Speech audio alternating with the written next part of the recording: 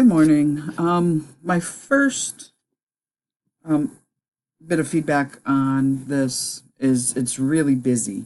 So I think that you might want to um, maybe even something as simple as making the black arrows a little bit thinner might make it less busy if that's possible.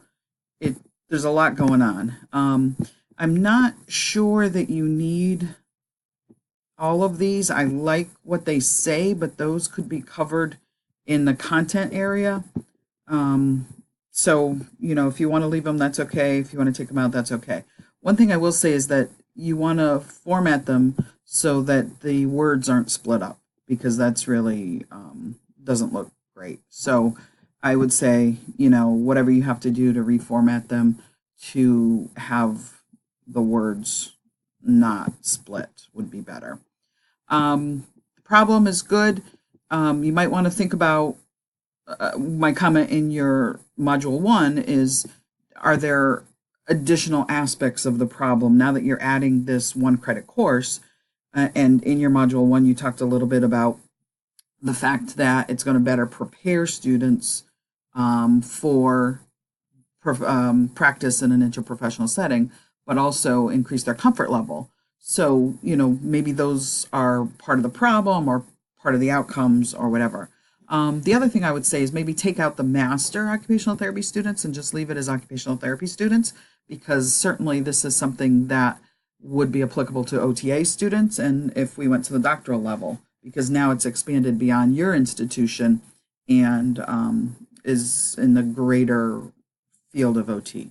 So maybe just take out the word master because it would be applicable across all levels.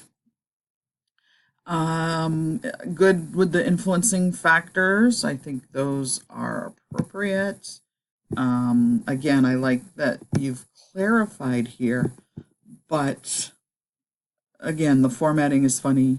The busyness is a little bit too much, and these are things that could be explained in the write-up that don't necessarily have to be part of the visual. Here, the interprofessional education program, you want to make a lowercase o for offered here. This is fine. Outcomes, I like the outcomes. You could almost draw a arrow between this outcome and this outcome, because you're providing evidence to support the effective activities to prepare them, which in turn can lead to improved quality of patient care.